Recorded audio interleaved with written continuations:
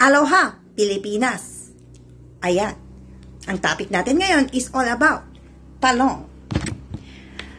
Talong ng Pilipinas versus talong ng Hong Kong. Ngayon, ipapakita ko sa inyo ang sizes ng talong sa Pilipinas. Mula sa Baguio City, nabili ko sa market. Ito lang naman ang talong nila. Sa ngayon ay ganito kaliit ang talong. So mula sa ilong ko, papunta sa aking noo, malalaman nyo na agad-agad ang sizes ng talong na pinapakita ko. Maliit nga ang talong na ito, pero super sarap naman.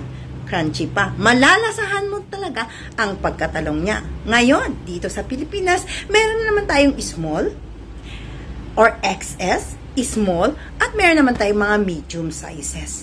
Pero sa ngayon, di ba, palaging nakikita natin sa market is ang mga talong na to, which is very original at talaga namang sulit na alam nating masarap at sure na organic ang mga talong na ito mula sa Pilipinas. Ngayon, ipapakita ng aking Bebe Loves Lauren Directo ang kanilang talong mula sa Hong Kong. Ayan. Hello everyone! So, meron kaming ikwento sa inyo. So, today is Valentine's Day. Tatanungin namin kayo kung ano bang inulam nyo. Kasi kanina lang kami ni Bobsat. Sabay kaming kumain ng lunch. So, nagkataon na parehas yung inulam namin. Ayan nga, talong. Yung pinakita niya. O, diba?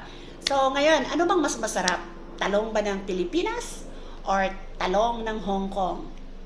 So, ngayon, ito naman yung talong ng Hong Kong, guys. Ang haba-haba, oh. Ang haba-haba.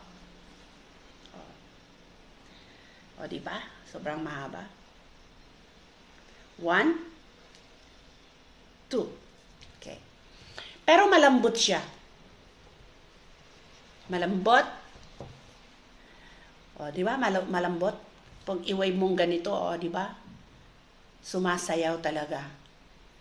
Mas maganda sana kung medyo matigas. Tapos pag pisilin mong ganun, sobrang lambot niya, oh. Diba? Hindi mo mafe-feel. Actually, nasobrahan na siya sa kahihimas. Sobrang-sobra, oh, diba? Na-overhimas na siya. Ayan. So, ito yung hinulam ko ngayon. Pero of course, kalahati lang yung inulam ko dito. Kasi, ang laki. So, masasabi ko na mas masarap pa rin yung talong sa Pilipinas kaysa dito. Oversized ito, guys. Kaya tanungin ko rin kayo, guys, alin ang mas masarap? Yung talong sa Pilipinas? Yung talong sa Hong Kong? Or yung talong dyan sa inyo kung saan kayo naroroon? Ayan, pwede nyo ring i-vlog. Ayan, talong challenge na tayo since it's Valentine's Day. So, maraming salamat! Happy Talong Challenge sa inyong lahat and happy Valentine.